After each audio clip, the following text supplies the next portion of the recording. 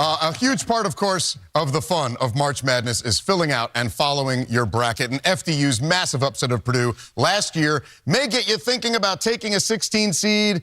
But remember, the 16 has won just 2 of the 152 matchups against the 1 seed. The 15 seed has just 11 first-round wins, but 3 of those have come in the last 3 seasons.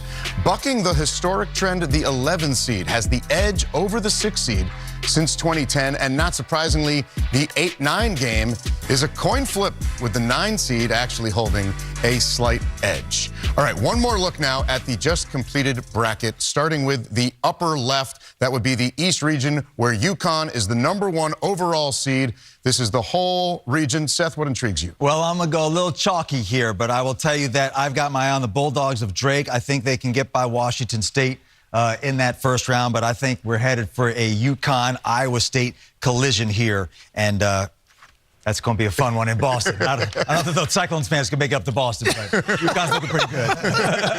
I'm loving this Florida Atlantic Northwestern game. Boo Buie against John L. Davis. We're going to see 2 of the great guards in the country, 2 guys that can take over a game for their team, and they are good. Either one of them that advances, I think, can win the next game in this bracket. All right, let's move down to the left side now, left side of the West region here. North Carolina, the 1 seed here. Clark, what stands out to you for the West? Well, the Grand Canyon team. I think this is a double-digit team that could actually win. That's a comfortable matchup, and this is a very, very good Grand Canyon team coached by Bryce Drew.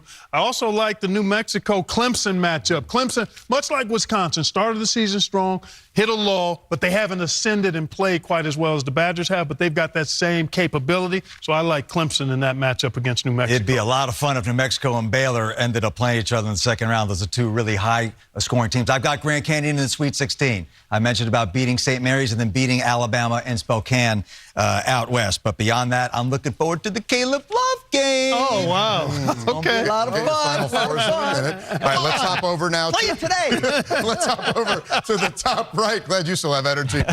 Jay, what draws your eye here in the South? Well, it's really important, I think, for Houston to get mentally back engaged. I think they're a dominant team that should get to a Final Four, but they've got to recover from that a whipping in their last game. And you've got Nebraska and Texas A&M.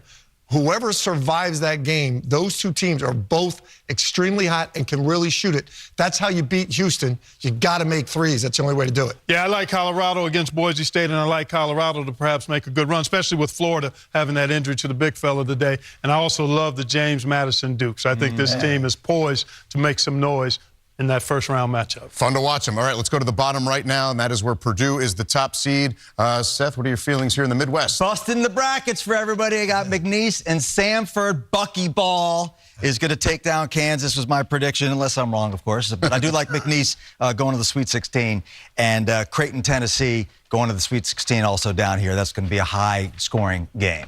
How about Tennessee, right, who's been a great team all year? They have one little slip-up. They don't look good in the SEC tournament. Just 1 game, but they've looked great before that.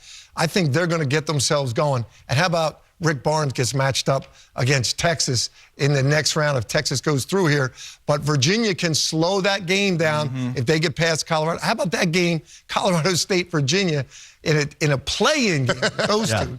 This is a great bottom part of the bracket here. Yeah, I like Purdue, obviously, as a #1 seed to get out of here, but I love the 12 seed McNeese Cowboys, and keep an eye on the Oregon Ducks. Dana Altman has a team that I thought underachieved a bit because they were hurt. All right, if we're going to help people, let's help them all the way, guys. It's time for your biggest picks of all. Clark, who makes it to the Final Four and who cuts down the nets? Hey, the aggregate number of the seeds in the Final Four last year was 23. We had a pair of 5s, a 4, and I've got UConn, North Carolina, Purdue, Kentucky, and I like Purdue and UConn in the final and the Huskies to repeat. Ooh. Well, I'm going chalky here for the Final Four. I admit I got UConn, I got Arizona, I got Houston.